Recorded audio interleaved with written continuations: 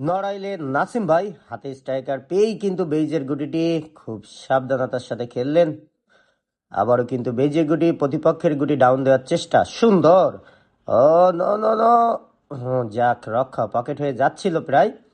এবার কিন্তু রেডটিকে অ্যাটাকিং মোডে খেলে সাদা গুটি পকেট থেকে সরিয়ে দেওয়ার চেষ্টা এবং দুর্দান্ত সফল হলেন।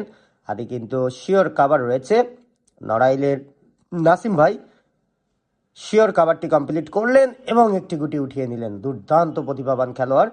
তার পার্টনার রয়েছে কিন্তু নড়াইলের লিটন ভাই, এবং অপোজিট টিম রয়েছে কিন্তু নড়াইলের রানা ভাই এবং খুলনার সাইফুল ভাই। আবারও মাঝমাঠ থেকে লাভলি শট, দুর্দান্ত দুর্দান্ত শট ছিল। লাস্ট তিনটে গুটি কি করবেন, খেলবেন না টান দিচ্ছেন? প্রতিপক্ষের বাট থেকে শিওর টান, তবে বোর্ডে কিন্তু টানা ভাষা রয়েছে, টাচ করতে পারলেন না, মোটামুটি এগিয়ে রাখলেন। স্ট্রাইকার চলে আসলো খুলনার সাইফুল ভাই। বেজের গুটিটি অসাধারণ, লাভলি শট। বেশ কিন্তু খুব দুর্দান্ত খেলে থাকেন টেপ গুটিগুলো সাইফুল ভাই।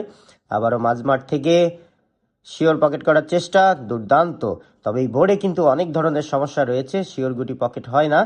আবারও লাভলি শট, 4/3 গুটি রয়েছে। সাইফুল ভাই কি করবেন? প্রতিপক্ষে নিজেদের সেটটি ভেঙে পার্টনারের হাতে তুলে দিলেন। স্ট্রাইকার চলে আসলো লিটন ভাইয়ের হাতে এবং মাঝমাঠ থেকে চমৎকারভাবে একটি গুটি পকেট করলেন। লাস্ট দুটো গুটি, কিন্তু দুটো গুটি কি করবেন? বিট মার দিচ্ছেন প্রতিপক্ষে সাদা সরানোর জন্য। ও নো, সাদায় টাচ করেছে, জায়গায় আসবে, কোনো ফাইন হবে না। প্রতিপক্ষের গুটি সরাসরি আঘাত এনেছিল রানা ভাই। চমৎকারভাবে বেইজের গুটিটি পকেট করে ফেললেন এবং লাস্ট তিনটা গুটি।